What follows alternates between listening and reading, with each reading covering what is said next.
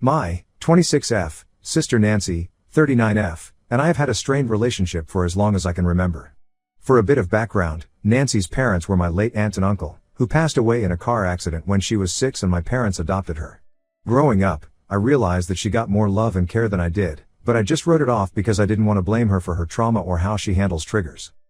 When I was a teen, I got tired of her always needing to trump my accomplishments or be the center of attention.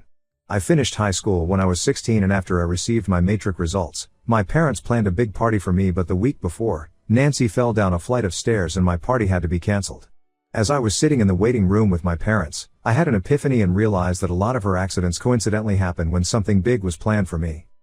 For example, a month before my 21st birthday, which was going to be spent on a cruise, she started having dizzy spells, and a few days before, she fell off the roof as she was trying to patch a few leaks. Rightfully, I was upset, and my parents lashed out at me for being selfish when my sister got injured trying to do something to help them. When I graduated with my MBA at 22, she very sick after eating shellfish, which everyone knows she is deathly allergic to. The day after my partner proposed, she got into an accident while driving on a sunny day with great road conditions, saying that she didn't see a light pole or something. He threw me a surprise engagement party, and guess who accidentally ate prawns and was rushed to the hospital halfway through the party? To avoid any drama at my wedding, my partner and I decided to elope with a few friends, and it was the first time something was all about me, for once.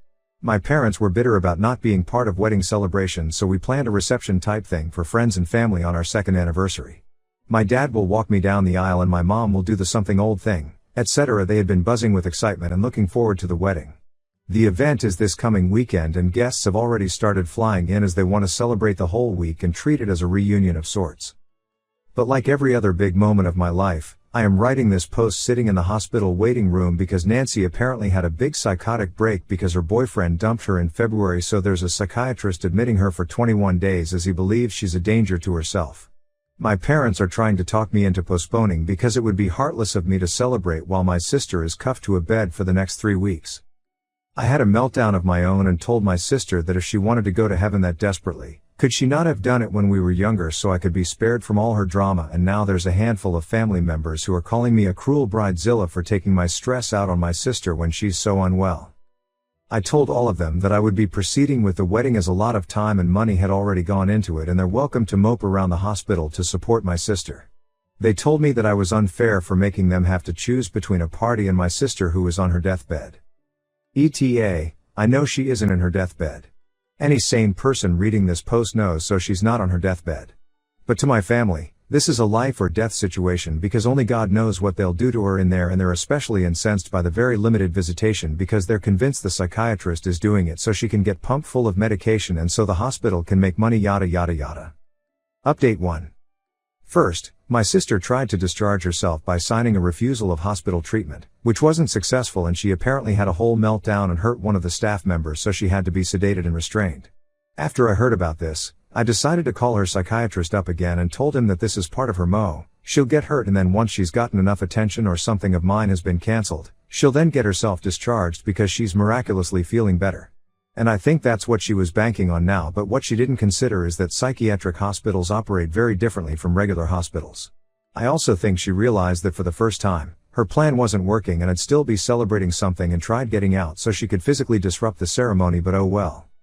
The day after I made the post, I took the suggestion quite a few people made and created a whole spreadsheet of the incidents.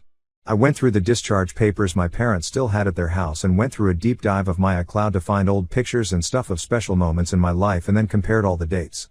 Lo and behold, there were 11 special moments and 10 discharge papers, all with eerily close dates, from a few years before my 16th birthday to now. I showed this list to my parents and nothing. They decided to stick to their guns, telling me that my sister has always been clumsy and the stress of big events would obviously make her more prone to getting hurt. I then asked them why she never had any accidents before or after her own milestones, like her graduation or her engagement party, and I didn't get an answer. I felt my heart break into a million pieces and decided to just cut my losses because I really was talking to walls. I then told them that I was okay with them not attending the wedding ceremony they had guilted me into having and that I had enough people who truly loved me there to support me. I also told the other flying monkeys in the family that they had my permission to stay away and go sit in the hospital, waiting on someone who currently isn't allowed to have any visitors. I then switched my phone off so that I could focus on getting ready for Saturday, and all communication had to go through my partner, who was filtering out everything before it reached me. The ceremony started off great, and I actually don't regret doing it, even though I didn't want it in the first place. It felt so darn good to see relatives and friends I hadn't seen in a while. Halfway through, my parents arrived and my dad started talking to other relatives about how disappointing it was that he didn't get to walk me down the aisle a second time, and how he didn't raise me to be so selfish by celebrating things while my own sister is probably chained to a bed with no one there to support her. My relatives then talked him into leaving, and I didn't hear about his tantrum until this morning, which I'm very grateful for. My relatives also had to deal with a friend of my sister's turning up to the reception in a white dress, but the joke was on her because I was in a modern traditional basuta dress and I still fully stood out as the bride. Right now, I honestly just feel numb and defeated. And it feels like I've lost my family, even though they were never really family. It hurts to be in this situation, and a part of me is mourning what could have been or what I deserved but never got. A lot of people told me that going NC is never easy, and I think it's finally starting to sink in. But a lot of people also told me to focus on the good. I have a lot of good things going for me now, and I should be in the moment. This might not be the dramatic update people were expecting, but that's all there is for now. Story 2. Why is life so unfair? I am 27, ended my 3-year relationship with my sweetheart F21 because I felt like I wanted out and date around.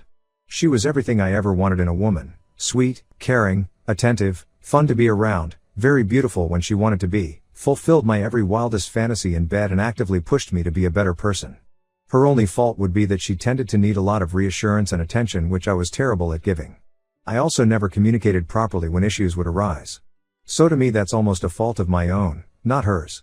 Meanwhile I've ignored her, sometimes been unnecessarily rude on impulse, didn't consider her feelings, didn't listen, lazy, had nothing going for me, but still mostly a sweet and caring guy. We've broken up a few times for my issues, she took me back, but now she seems done with me and won't respond to any contact. Nearly 2 months later I'm filled with regrets and a million questions in my head. How could I betray my best relationship and greatest love of my life? Why was I thinking about girls that wouldn't give me the time of day while I had the perfect girl that would do anything for me right next to me? How could I hurt her so much, while claiming that I love her? How did I even deserve her love?